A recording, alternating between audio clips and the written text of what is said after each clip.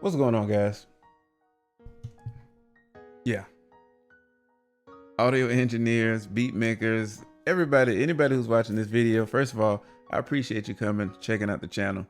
So, one of the cool things that we're going to do today, I'm going to show you guys some cool tips and maybe some things that you might have didn't know on how to mix your beats.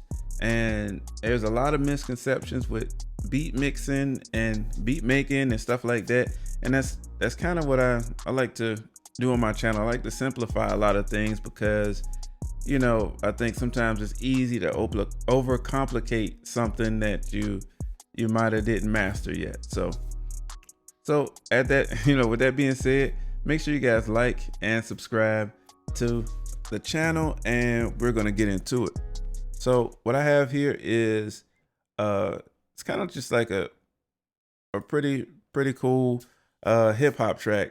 So what I'm gonna do is I'm gonna play it, and so you can see what we're working with, and I'll take you through the steps and some of the tips and tricks that I was referring to.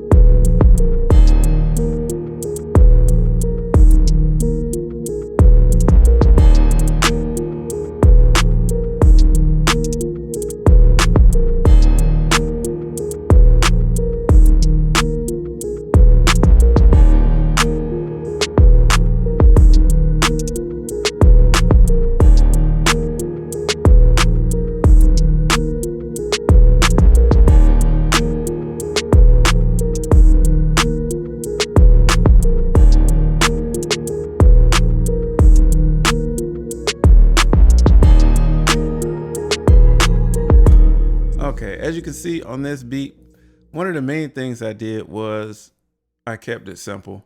So first off, I have the low bells and the high bells. These are Omnisphere sounds out of Omnisphere, and they actually sound good layered. This is the low bell by itself.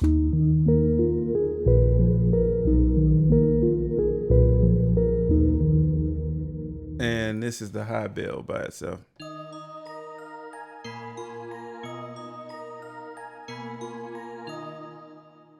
So sounding together, they sound really good layered.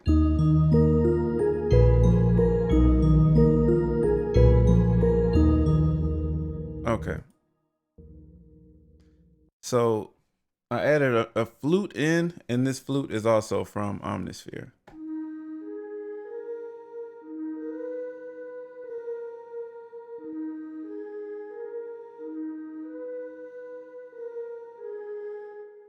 So just something kind of simple just to add in during, during certain parts of the verses, just some stuff I can put in and take out just to kind of, just kind of make the beat flow a little bit and add some variations to it. And I know I used the first three instruments were Omnisphere, and I do love Omnisphere, but the reason why I continued to use Omnisphere in so many instances was because Kontakt, for some reason, is having trouble. When I try to load Kontakt Instruments, it's giving me some kind of error. And if you actually want to see that, check out my last video. So, and if you guys know what it is, comment down below. That'll definitely help me out. Cause I really want to upgrade, but I don't want to upgrade to not be able to use it the way I want to use it. So in this piano, it's just an octave of one note.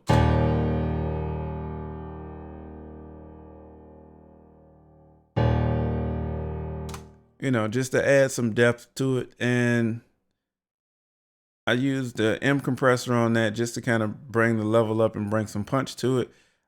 This is by Melda Productions. It's actually a free, plugin.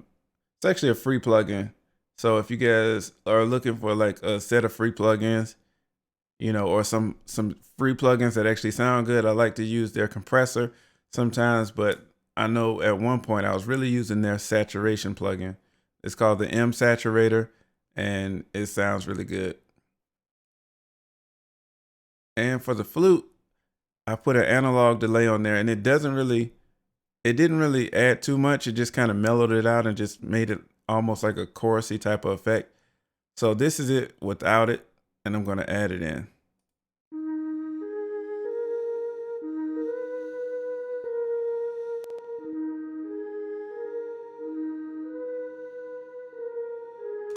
I almost added like a dark reverb type sound. So to me, that just it just helped it out a little bit, just smoothed it out just a little bit. And this tubular bell, it actually sounds really cheesy, but with the beat, it actually sounds better. And I just rolled off some high end.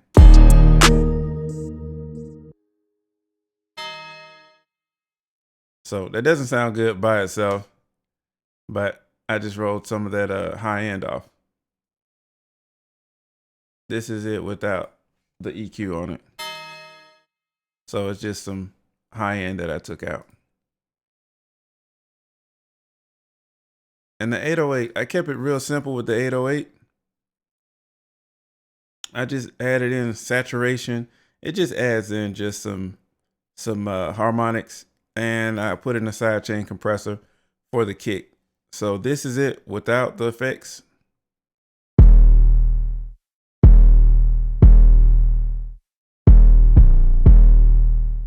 And this is it with the effects.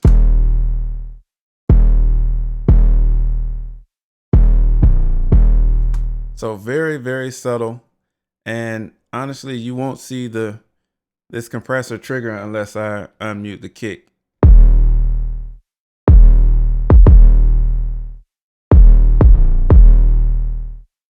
So honestly, let me see what happens if I turn this release up a whole lot. I'm pretty sure yeah, I think that's a little too much.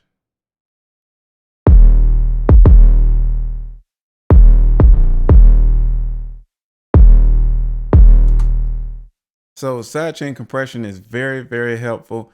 And if you guys need help with that, like I said, comment down below. That way I can know what you need help with.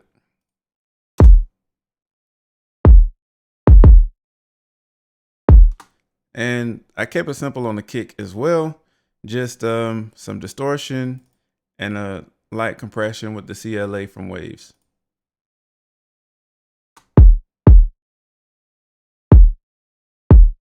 That's without the plugins, and this is with it.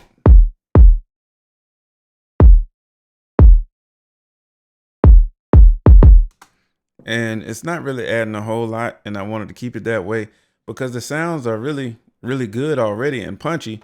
It's just that some stuff needed to be smoothed out, and I needed to add a little compression just to kind of control the dynamics just a little bit. The clap, I added a little bit of EQ on there, and as you can see through the sends, I added reverb on the drums.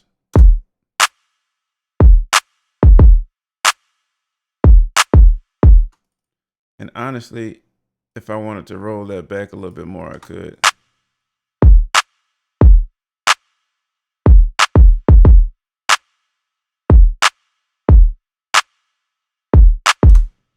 So, and the reason why is because I have all my drums on a drum bus. So, and with that being said, I have compression. I don't really use I didn't use the high pass or the gate on here, but I always use the compression, and I love this vintage EQ right here.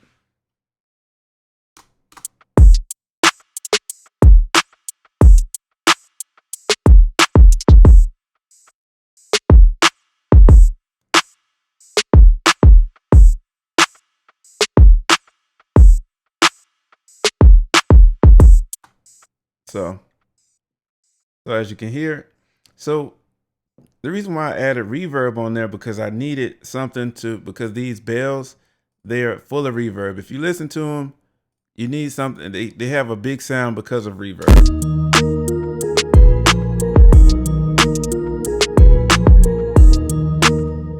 So it just kind of creates like a big sound.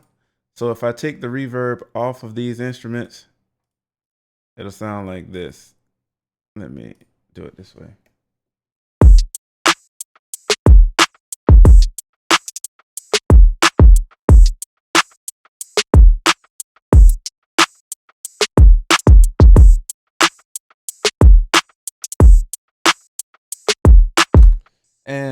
And honestly, that's cool, but with the reverb on there, it just kind of makes it, it just kind of gives it a bigger space and feel to, when it's in the mix.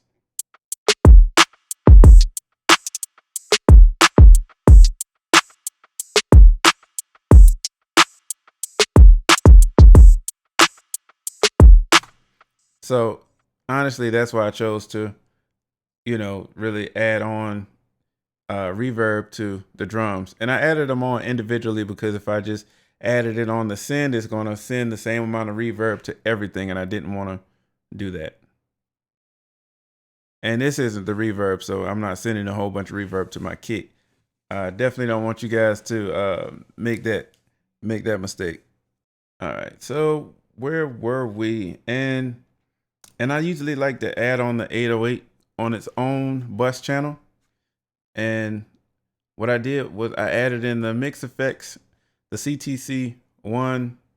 Man, it sounds good. So what I'm going to do is I'm going to take that off so you can hear it without it, and I'll let you hear it with it. So this is without the mix effects on. And I always do that.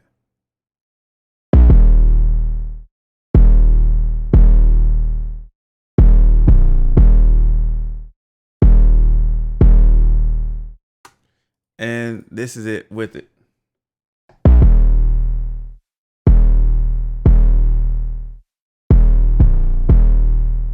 And honestly, it smoothed out the very low end. And if you have headphones, you'll actually hear it adds in almost like a tape saturation noise. I turned the crosstalk off because it's just this single sound. I didn't want it to pick up any other, sounds in that. And I added on the CLA. And I usually add on the blackface, but the blue sounded a little bit better in this instance. So that's with it, and this is without it.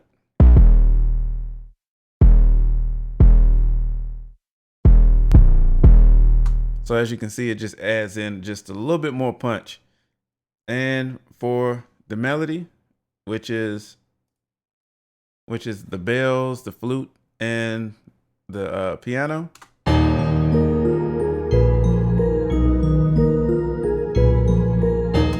I didn't add on any mix effects because I felt like it just kind of already had its own sound.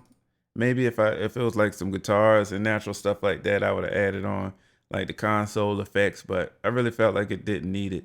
Added on some really light compression with this. Is barely hitting.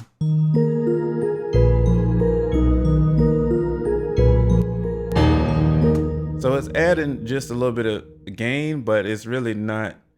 I didn't want to drive it into the compressor. I kind of like the way it sounds.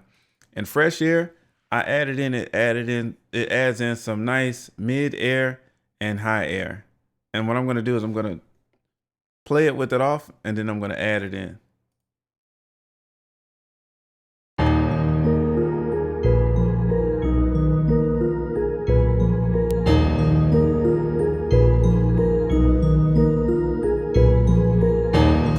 So, and this is actually a free plugin from Slate Digital.